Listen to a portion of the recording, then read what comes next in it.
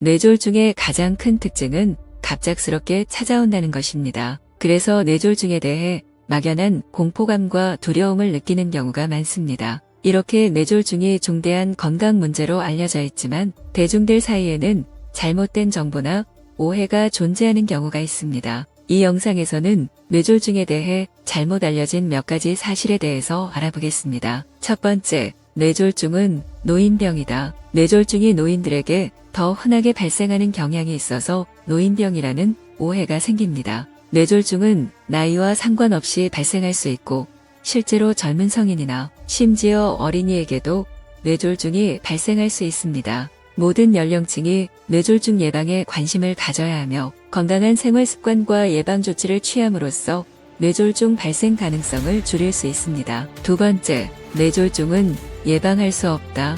뇌졸중은 예방하기 어렵다는 오해가 있습니다. 많은 경우에서 뇌졸중은 예방 가능한 질환이며 적절한 예방 조치를 통해 발생률을 줄일 수 있습니다. 건강한 식단 유지, 신체 활동, 고혈압, 당뇨병 등 위험 요소의 관리 및 건강한 생활 습관 유지를 통해 뇌졸중 발생 위험을 최소화할 수 있습니다. 이를 위해 의료 전문가의 조언과 정기적인 건강 점검을 받는 것도 중요합니다. 세 번째, 뇌졸중은 고혈압과 관련이 있다. 뇌졸중은 고혈압과 관련된 질환이라고만 알려져 있어 다른 요인들의 영향을 간과하는 경우가 있습니다. 고혈압은 뇌졸중의 주요 위험 요소 중 하나지만 당뇨병, 고지혈증, 흡연, 비만 등 다른 요인들도 뇌졸중 발생에 영향을 미칠 수 있습니다. 네 번째, 뇌졸중은 남성에게만 더 흔하게 발생한다. 뇌졸중은 남성에게 더 많이 발생한다는 오해가 있습니다. 여성들도 뇌졸중에 높은 위험을 가지고 있습니다.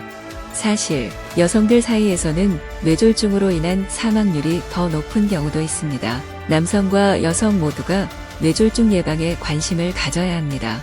건강한 식단과 신체 활동, 흡연을 피하고 고혈압, 당뇨병 등의 관리를 통해 뇌졸중 발생 가능성을 줄일 수 있습니다. 다섯째, 뇌졸중은 노화의 일부로 간주되어야 한다. 뇌졸중은 노화의 일부로 간주되어 늙으면 어쩔 수 없는 질환이라고 생각하는 경우가 있습니다. 뇌졸중은 나이에 상관없이 발생할 수 있으며 노화와는 직접적인 관련이 없습니다. 실제로 건강하지 않은 생활 습관이나 다른 위험 요소들이 뇌졸중 발생을 증가시킬 수 있습니다. 뇌졸중 예방은 나이에 관계없이 중요합니다. 건강한 식단, 신체 활동, 흡연을 피하고 고혈압, 당뇨병 등의 관리를 통해 뇌졸중 발생 가능성을 줄일 수 있습니다. 여섯째, 뇌졸중은 느끼지 못할 수 있다. 뇌졸중은 신체적인 통증이나 불편함이 없는 경우가 많아서 느끼지 못할 수 있다는 오해가 있습니다. 뇌졸중은 종종 침묵의 살인자라고 불리는 것도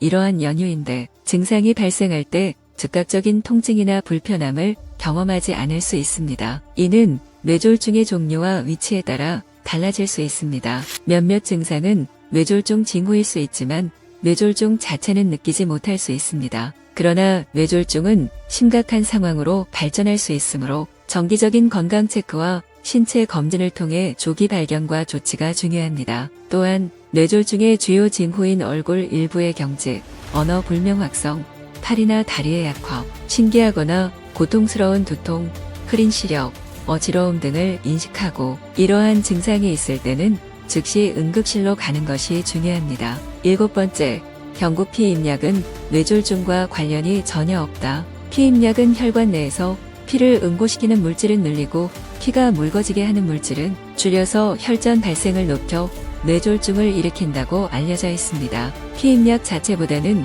흡연, 고혈압 같은 뇌졸중 위험인자가 있을 때 발병할 확률이 높아집니다. 그래서 식약처는 35세 이상 흡연자는 피임약을 복용하지 말 것을 권고하고 있습니다. 여덟째, 코를 자주 곤다고 뇌졸중에 걸릴 위험이 높은 것은 아니다. 모든 코골이가 위험한 것은 아니고 심한 수면 무호흡일 때 뇌졸중의 위험이 있습니다. 수면 무호흡증이 있으면 반복적으로 뇌의 산소가 부족해지면서 뇌혈관 내부에 변화가 일어나 뇌졸중 발생 위험이 높아지는 거죠. 또한 수면 모호흡으로 인해 고혈압, 비만, 심방세동, 관상동맥질환, 심부전 등이 나타날 수 있고 2차적으로 뇌졸중 발생이 증가할 수 있습니다. 아홉 번째, 시간이 지나 괜찮아지면 뇌졸중이 아니다. 그렇지 않습니다. 뇌졸중의 증상이 잠시 나타났다가 회복되는 경우 미니 뇌졸중이라고 불리는 일과성 허혈 발작일 수도 있습니다. 이는 뇌졸중의 전조 증상으로 48시간 이내 50%가 재발하게 되면 마비에서 풀리지 않을 수도 있습니다. 괜찮아졌다고 돌아왔다고 방심하지 말고 즉시 병원으로 가야 합니다. 요약입니다.